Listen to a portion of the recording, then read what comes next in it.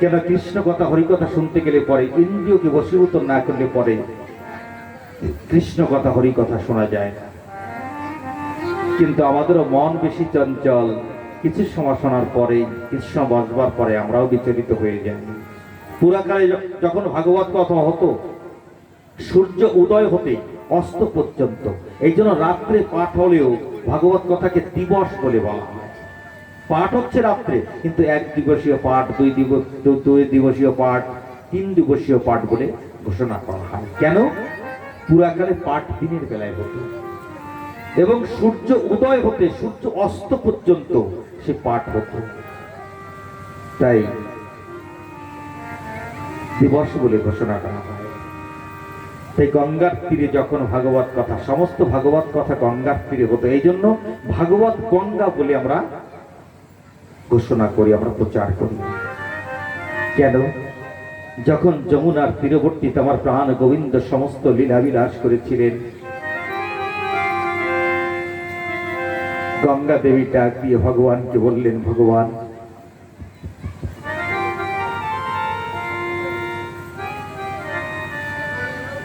যখন গঙ্গা দেবী ভগবানের কাছে গিয়ে পৌঁছালেন, চোখের জল ছেড়ে দিয়ে ভগবানকে বললেন, ভগবান তুমি যত লীলা করলে ধরাধামে আসে সমস্ত যমুনা পলিনের পাশে তীরবর্তীতে তুমি লীলা বিলাস করলে, বলো না আমি কি অপরাধ করেছি যে তুমি আমার তীরবর্তীতে একটু লীলা করলে না?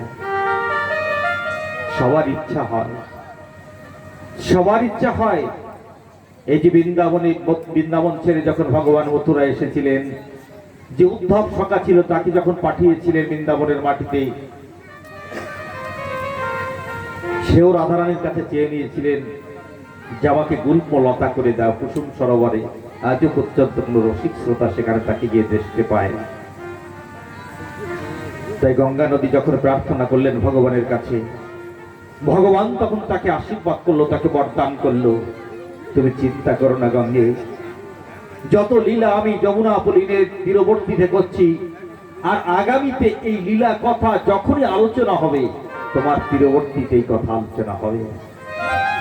তাই গঙ্গার তীরে সুখদেব মহামুনি বসেছিলেন আলোচনা করতে, এবং পরীক্ষিত মহারাজ একাগ্র চিত্তে কথা শ্রবণ করতেছিলেন। কেন জানেন?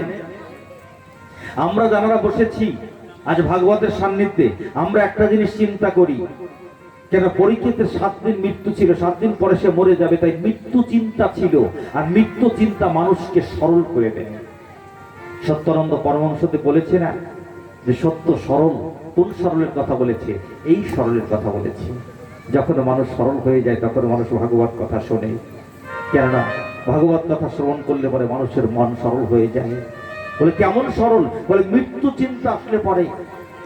একদিন বুদ্ধ ভগবান এক জায়গায় বসেছিল, এক ভক্ত গিয়ে ডাক দিয়ে বলছে, ভগবান এত কথা বলছে, এত কটু কথা বলছে আপনাকে, এত কত কিছু সমালোচনা করছে আপনার নামে, কই আপনি তো কোনো সময় রাগ করছেন না, কত সরল প্রাণ নিয়ে আপনি বসে আছেন। বলতে পারেন কেমন করে এই সরলতা আসে মানুষের ভিতরে?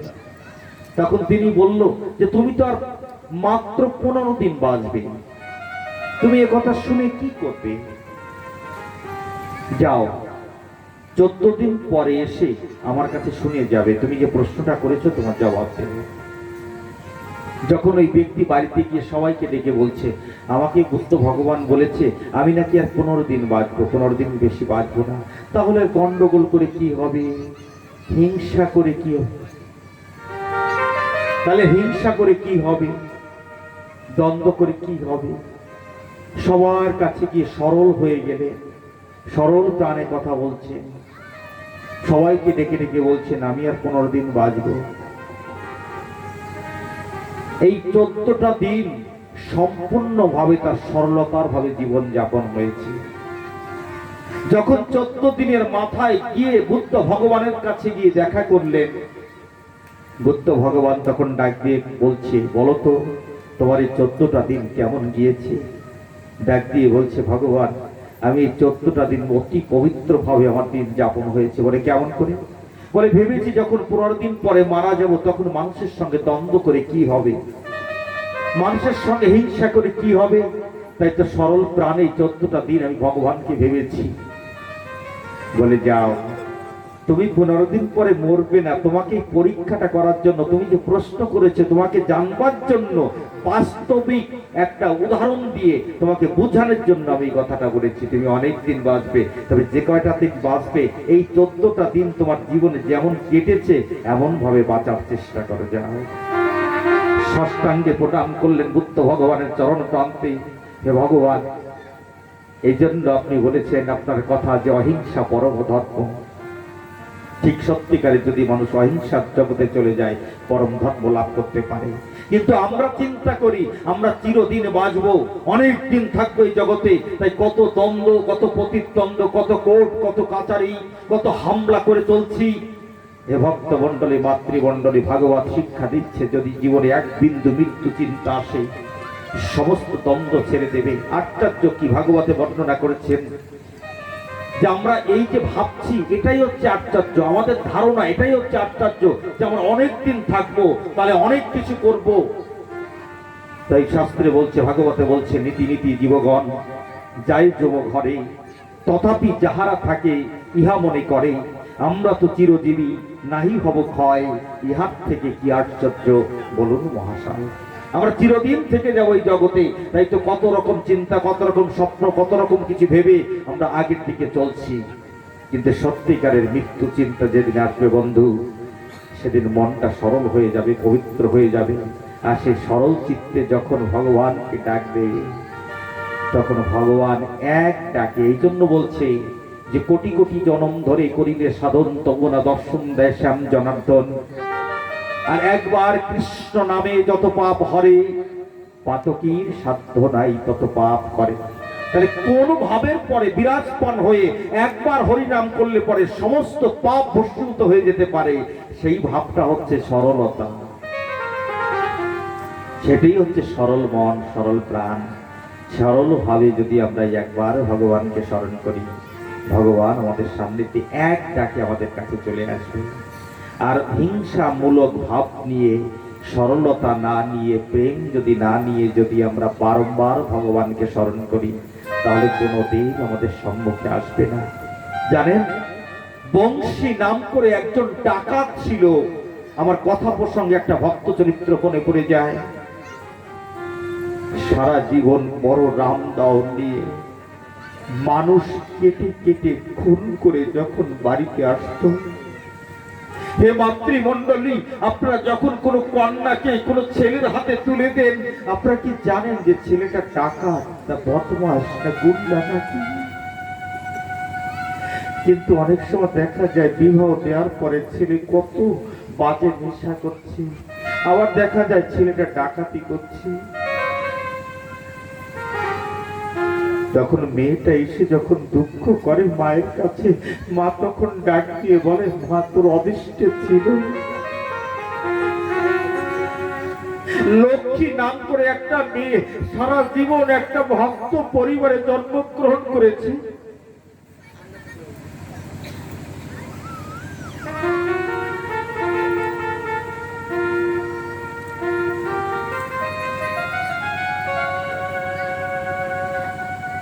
একটা ভক্ত পরিবারে জন্মগ্রহণ করেছে। তার মা ভক্ত, বাবা ভক্ত, ভাই ভক্ত, সমস্ত পরিবার ভক্ত। সেই মেয়েটাকে যখন বিবাহ দিয়েছে যার কাছে, তার নাম হচ্ছে বংশী, সে সারা জীবন ডাকাতি করে বেড়ায়। যখন বিবাহের পরে লক্ষ্মী জানতে পারলো যে তার স্বামী প্রত্যেক দিন রামদাও নিয়ে মানুষ খুন করে বাড়িতে আসে, প্রাণ গোবিন্দের কাছে গিয়ে চোখের জলে ভাসছে আর গোবিন্দকে ডাক দিয়ে বলছে, ও গোবিন্দ, আমি জন্মগ্রহণ করার পরে সারা জীবন দেখেছি আমার মা কৃষ্ণ পূজা করে, আমার বাবা কৃষ্ণ পূজা করে, হরি নাম নিয়ে থাকি। আমি ছোট হতে এই পর্যন্ত বড় হয়েছি, কৃষ্ণ নাম নিতে নিতে আমি বড় হয়েছি। কিন্তু আজ তুমি এমন জায়গায় আমাকে পাঠিয়ে দিলে গোবিন্দ, একটা ডাকাতের হাতে আমাকে পাঠিয়ে দিলে। চোখের জলে ভেসে যায় গোবিন্দের পাদপদ্মে, চোখের জলে ভেসে যায়। আবার যখন 3 দিন 4 দিন পরে ডাকাতি করে তার স্বামী ফিরে আসে, আবার স্বামীকে ভাবে, স্বামীকে সেবা করে। আবার যখন যাওয়ার সময় হয়, ডাক দিয়ে বলে, লক্ষ্মী আমার কাছে এসো, আমাকে ডাকাতের সাজে সাজিয়ে দাও, আমি ডাকাতি করতে যাব। আবার তিনি স্বামীকে ডাকাতির সাথে সাজিয়ে দিয়ে পাঠিয়ে দিয়ে ভগবানের কাছে চোখের জলে এসে যায়। আর দিনের বেলায় ওই বন থেকে হাতারি পাতা কুড়িয়ে এনে ওই হাতারি পাতা দিয়ে পাটি বলে, আর এই চোখের জল এক এক ফোঁট করে ওই হাতারি পাতার পরে পরে, আর কৃষ্ণ গুনে গুন গায়, আর ভগবানের কাছে প্রার্থনা করে, ভগবান তুমি আমার স্বামীকে ফিরিয়ে দাও। যদি বিন্দু মাত্র তোমাকে ভালোবেসে থাকি গোবিন্দ, তাহলে আমার স্বামীকে তুই আমার কাছে ফিরিয়ে দেন। ভগবান আদেশ করলেন, স্বপ্নে আদেশ করলেন। কান্না করতে করতে মন্দির প্রাঙ্গণে যখন ঘুমিয়ে পড়েছে, ভগবান স্বপ্নে আদেশ করলেন, লক্ষ্মী, হ্যাঁ প্রভু, তোর স্বামীকে ফিরে চাস? বলে হ্যাঁ। বলে তাহলে একটা কাজ কর, স্বামীকে সেবা কর, তোর মন জয় করে নে, মন জয় করে একদিন বৃন্দাবনের মাটিতে তাকে ডাকাতি করতে পাঠিয়ে দে। যদি তাকে ভালোবেসে তার মন জয় করে যদি বৃন্দাবনের মাটিতে তাকে ডাকাতি করতে পাঠাতে পারিস, তোর স্বামী চিরদিনের জন্য তোর কাছে ভক্ত হয়ে ফিরে আসবে। হে মাতৃমণ্ডলী, ভালোবাসার পাওয়ার হাউস কোথায় জানেন এই জগতে? শুধু বললে হবে না, মা আমি তোমাকে ভালোবাসি, বাবা আমি তোমাকে ভালোবাসি। মা বাবাকে সেবা করলে সেবার মাধ্যমে মা বাবার ভালোবাসা সন্তানের প্রতি এসে যায়। যদি গুরুদেবকে কেউ সেবা করে, সেবার মাধ্যমে গুরুদেবের ভালোবাসা তার প্রতি চলে আসে। যদি কোনো সন্তান, একটা সন্তান যেমন তার মাকে ভালোবাসে, তার থেকে তো এই জগতে আর ভালোবাসা কিছু হতে পারে না। যদি একটা কুকুর বাড়িতে পোষেন, আপনার সেই কুকুরটা মারা গেলে পরে চোখের জলে আপনি ভাববেন, কিন্তু বাজারে গেলে যদি একটা কুকুর মারা যায়, বলুন না আপনার চোখে জল আসবে? আসবে না। কেন আসবে না? সেই কুকুরের প্রতি আপনি সেবা করেননি, তাকে ভালোবাসেন তাই, তাই আপনার চোখের জল আসবে না। কোন স্ত্রী যদি কোন স্বামীকে ভালোবাসে, কথা কথিত পাগল বিজয় সরকারের কথা মনে পড়ে যায় আমার। তৎকালীন সময় কোনো ফোন ছিল না।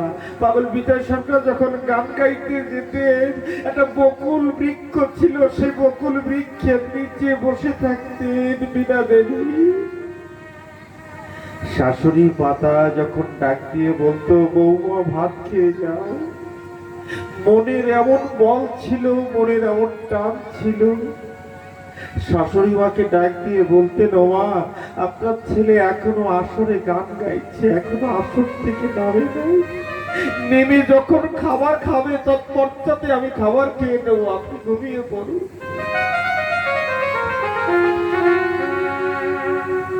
এই বীণা দেবী যখন শরীর খারাপ হয়েছিল, পাগল বিজয় সরকার তাকে সেবা করতেছিল। এমন সময় কোন এক গ্রাম থেকে বায়না দিতে এসেছিল পাগল বিজয় সরকার, ডাকে বললেন, আমার স্ত্রীর শরীর অসুস্থ, আমি গান গাইতে পারবো না। বীণা দেবী শয্যাশায়ী অবস্থায় হাত ছাড়ি দিয়ে পাগল বিজয় সরকারকে কাছে ডাকলেন। কাছে যখন ডেকেছিলেন, ডেকে বলল, পাগল তুমি কেন বারণ করে দিলে, যেতে পারবে না? বলে তোমার শরীর অসুস্থ, তাই আমি যেতে পারবো না বলে দিয়েছি। পরে আমার কিছু হবে না, আমার একার জন্য তুমি হাজার হাজার কৃষ্ণ ভক্ত, গৌর ভক্ত, হরি ভক্ত তোমার মুখের কথা শুনে আনন্দ পাবে। আমার একার আনন্দের জন্য তুমি সকল ভক্তকে বঞ্চিত করো না, তুমি যাও। বীণা দেবীর আদেশ নিয়ে পাগল বিজয় সরকার যখন আসরে গেলে, জীবনের মতো পাগল বিজয় সরকারের বীণার তার ছিঁড়ে গেল, তার হৃদয়ের মন্দির কেঁদে উঠলো। কেমন টান তাদের, কত ভালোবাসার টান। পাগল বিজয় সরকার সে আসরে গিয়ে উঠেছিলেন, আমার পোষা পাখি উড়ে যাবে গো সুজনী, তিনি ভাবে নাই। ভক্তমন্ডলী, ভালোবাসার টান দেখেছি। কাজী নজরুল ইসলামের কবিতা যদি আপনারা কেউ পড়ে থাকেন, কাজী নজরুল ইসলাম বর্ণনা করেছেন, নারীর বিরহে নারীর মিলনে নর পেল কবি প্রাণ, যত কথা তার হইল কবিতার শব্দ হইল গান। তাজমহলের পাষাণ দেখেছ, দেখনি তো তার প্রাণ, অন্তরে তার মমতাজ নারী, বাহিনীতে শাহজাহান। নর বহে হল, নারী বহে জল, জল মাটি মিশে ফসল ফলিয়া উঠিল বাবা সোনালী ধানের শিশি। ভেবেছ কি নর নারী শুধু মেটায় কামের ক্ষুধা? তুমিও দিলে প্রেমের অর্ঘ, তোমায় দিত সুধা। যদি কেউ সেই নারীকে প্রেমের অর্থ প্রদান করতে পারে, তার কাছ থেকে সুধা পেতে পারে। পাগল বিজয় সরকার পেয়েছে, আজ তার স্ত্রীর কথা তিনি পাগল বলে ঘোষণা। আজ লক্ষ্মীও তেমন ভালোবাসছে তার স্বামীকে, এত ভালোবাসছে যে তার ডাকাত স্বামী তার ভালোবাসায় পড়ে তার অধীনস্থ হয়ে গেলে একদিন বংশী ডাকাত লক্ষ্মীকে ডাক দিয়ে বলছে, লক্ষ্মী, বলে হ্যাঁ বলো, তোমাকে কত কষ্ট দিয়ে, তাই না? লক্ষ্মী বলছে, না স্বামী, তোমার সুখে তো আবার সুখ, তুমি ডাকাতি করে সুখ পাও, আমি তোমার সহধর্মিনী, তোমার অর্ধেকিনী, তোমার সুখে তো আমার সুখ। বংশী ডাক দিয়ে বলছে, না লক্ষ্মী, তুমি যে ভালোবাসো, তোমার ভালোবাসার ভিতরে কত কষ্ট থাকে, কত হাহাকার থাকে তোমার চাহনির ভিতরে। তুমি কিছু চাও লক্ষ্মী আমার কাছে? ডাক দিয়ে বললে, আমি যা চাইব তুমি আজ তাই আমাকে দেবে স্বামী। বংশী ডাকাত বলছে, হ্যাঁ তাই দেবো তোমাকে, বলো না তুমি কি চাও আমার কাছে? বলে, আমি কিছু চাই না, আমি একটা দিন এই সমস্ত বৈষ্ণবকে ডেকে বাড়িতে একটা বৈষ্ণব সভা দিতে চাই, আর বৈষ্ণব সভা দেওয়ার পরে সকল বৈষ্ণবের চরণ ধুলি মাথায় দিয়ে আমি তোমাকে ডাকাতের সাজে সাজিয়ে দেব, তুমি বৃন্দাবনের মাটিতে একবার ডাকাতি করে আসবে। স্বামী, যদি দিতে হয় তুই আমাকে এই 30টা আমাকে পূরণ করো স্বামী। বংশী বলল, তাই হবে লক্ষ্মী, তুমি যা চেয়েছো তোমাকে তাই দেব, কিন্তু যখন তুমি বৈষ্ণব সেবা করবে আমাকে সেই বৈষ্ণব সবার ভিতরে ডাকবে না, আমাকে পাশের ঘরে থাকতে দেবে। তুমি বৈষ্ণব সভা হয়ে গেলে আমাকে ডাকাতের সাজে সাজিয়ে দেবে, আমি বৃন্দাবনের মাটিতে ডাকাতি করতে যাব।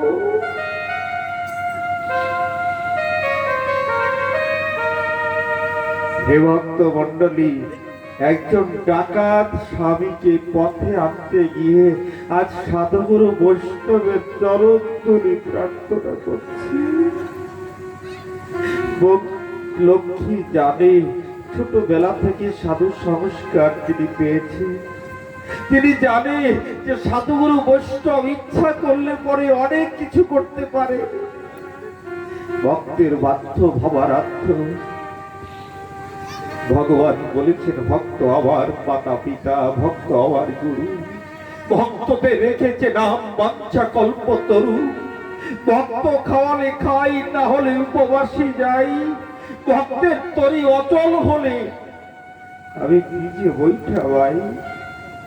সেই ভক্তদেরকে ডেকে ভক্তদের কাছ থেকে আশীর্বাদ দিয়ে আমার স্বামীকে আমি একবারের মতো বৃন্দাবনের মাটিতে পাঠিয়ে দিতে চাই। লক্ষ্মী গলায় বস্ত্র নিয়ে এক একটা টাকা 16 আনা দক্ষিণা দিয়ে প্রত্যেক ভক্ত বাড়িতে গিয়ে দক্ষিণা দিয়ে তার চরণে স্পর্শ করে নিমন্ত্রণ করে এসেছে। জীবনে কোনোদিন আমি বাড়িতে বৈষ্ণব সেবা দেইনি, কৃপা করে বৈষ্ণব ঠাকুর আমার বাড়িতে উপস্থিত হবে। সমস্ত নগরে নগরে গ্রামে গ্রামে ভক্ত প্রাণ মানুষকে দেখে নিমন্ত্রণ করে এসেছে। আজ এই ভাবটা নিয়ে নিমন্ত্রণ করেছে, হে ভক্ত প্রাণ, তোমরা এতটুকু কৃপা করবে আমার ডাকাত স্বামী যেন চিরদিনের জন্য আমার কাছে ফিরে আসে। সকল ভক্তরা লক্ষ্মীর ডাকে সাড়া দিয়ে লক্ষ্মীর বাড়িতে এসে উপস্থিত হলে সাধু সঙ্গ হচ্ছে, হরি গুণাগুণ কৃষ্ণ গুণাগুণ কীর্তন চলছে। ওই যে কথা যে বই করে দিয়ে পাশের ঘরে গিয়ে বংশী একা একা বসে আছি, সকল বৈষ্ণবের চরণ ধরে প্রার্থনা করছে, লক্ষ্মী চোখের জলে ভেসে যাচ্ছে। চোখের জল হাতে করে ধরলেন লক্ষ্মী। কৃষ্ণ নামে বিচলিত হওয়া চোখের জল হাতে ধরে ভক্ত পদরজন নিয়ে সেই চোখের জলে গুলে আজ নিয়ে বংশীর কপালে টিকা দিয়ে দিলেন, বংশীর কপালে তিলক করে দিলেন, মাথায় পাগড়ি বেঁধে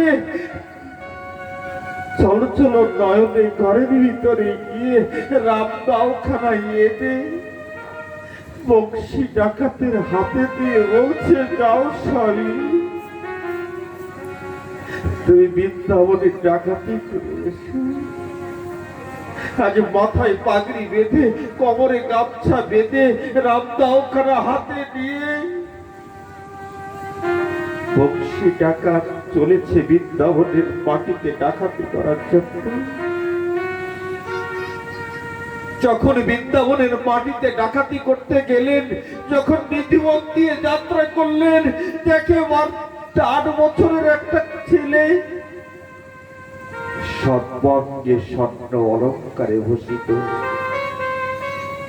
মাথায় চূড়া রয়েছে, গলে হার রয়েছে, কমর চাবি রয়েছে, পায়ে নুপুর রয়েছে, হাতে বাজু রয়েছে, কালো একটা ছেলে। বংশী মনে মনে চিন্তা করলেন, এই জন্য লক্ষ্মী আমাকে বৃন্দাবনের মাটিতে ডাকাতি করতে পাঠিয়েছে। এত স্বর্ণ অলঙ্কার যদি আমি ডাকাতি করে নিয়ে যাই, আর কোনো দিন আমাকে ডাকাতি করতে হবে না।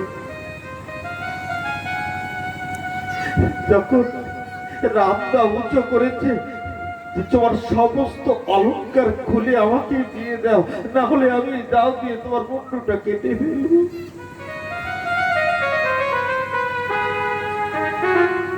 ছেলেটি ডাক দিয়ে বলছে,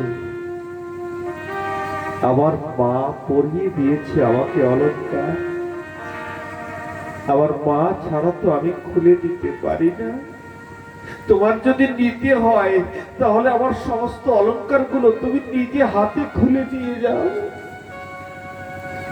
বংশী তো জানে না যে নিধুবনে যে ছেলেটি কে অলঙ্কার নিয়ে দাঁড়িয়ে আছে। কাছে গেলেন, মস্তক হতে এক একটা করে সমস্ত অলঙ্কার খুলে যখন পুটলি করে রামদাও নিয়ে বংশী যখন এগিয়ে যাচ্ছে, পশ্চাৎ হতে ছেলেটি ডাক দিয়ে বলছে, ওগো, আমার সমস্ত অলঙ্কার নিয়ে যাচ্ছ, আমাকে নিয়ে যাবে না? বংশীর মনে ধাক্কা লেগেছে যে আমি 14 বছর বিবাহ করেছি, আমি লক্ষ্মীকে একটা সন্তান দিতে পারিনি। আজ ডাকাতি করে যত স্বর্ণ নিয়ে যাচ্ছি, তৎসঙ্গে ছেলেটা যখন আমার সঙ্গে যেতে চাইছি, আমার মনে হয় ছেলের বোধহয় জগতে কেউ নেই, এই ছেলেটাকে আমি নিয়ে যাব, এই অলঙ্কারের সঙ্গে ধন সম্পদের সঙ্গে আমি ছেলেটা লক্ষ্মীকে দেব, লক্ষ্মী অনেক খুশি হবে আমার করে।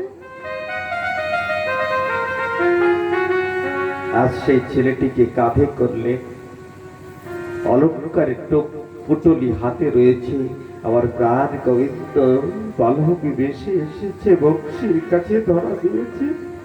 বংশী তাকে কাঁধের পরে করে নিয়ে যখন যাত্রা করছে, করতে করতে আমার ভগবানের চরণ যখন বংশীর হৃদয় স্পর্শ হচ্ছে, বাড়ি যেতে যেতে তার হৃদয়ের পরিবর্তন হয়ে গেল।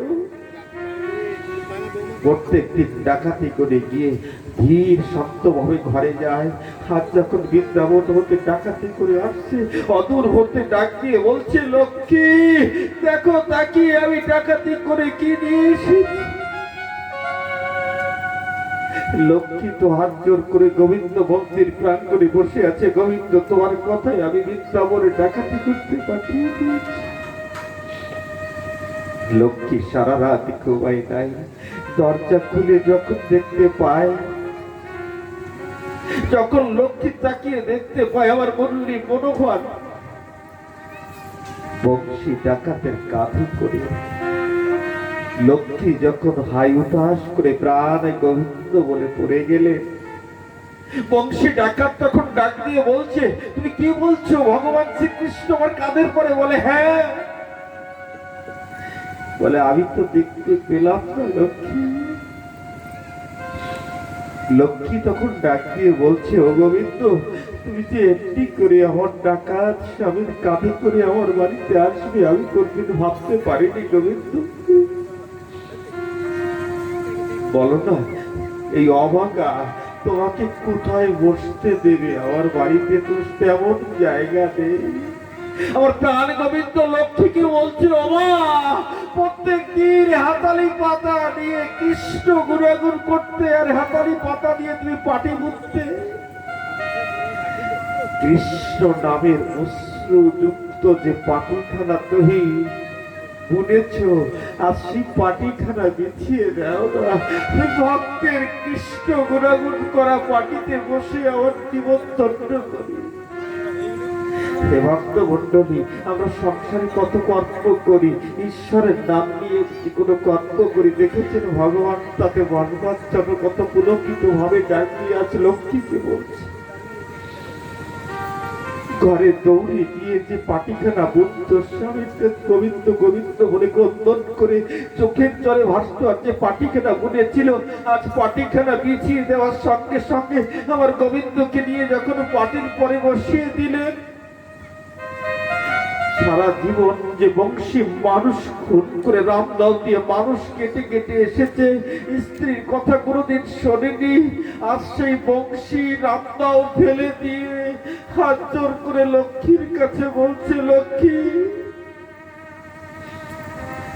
আর জীবনে কোনোদিন আমি ডাকাতি করতে যাব না লক্ষ্মী।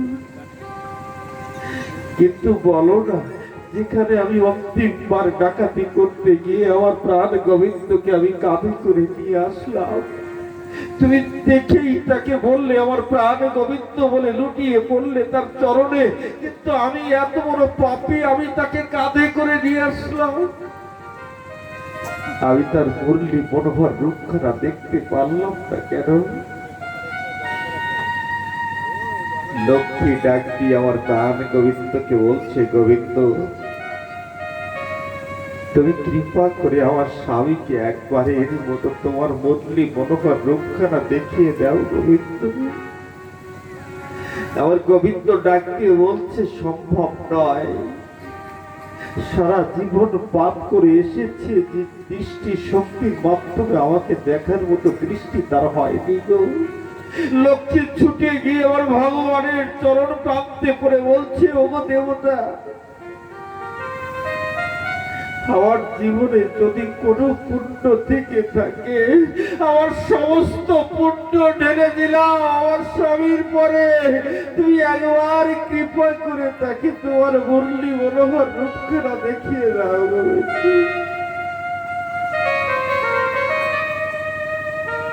আবার গোবিন্দ বলছি, তোমার সমস্ত পুণ্য দিতে হবে না লক্ষ্মী, যাও, তোমার হস্তখানা তোমার স্বামীর মস্তক পরে রেখে দাও। তুমি একজন কৃষ্ণ ভক্তা, তোমার কৃষ্ণ ভক্তার স্পর্শ পেয়ে কত এই জগতের কত বড় বড় পাপী তাদের জীবন ধন্য হয়ে যায়। আর যখন লক্ষ্মী গিয়ে মাথায় হাত খানা দিল, বংশী তাকে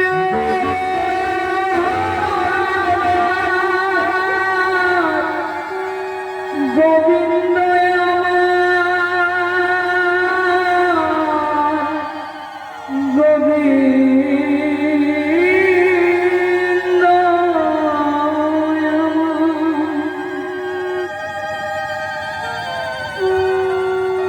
কৃষ্ণ নামে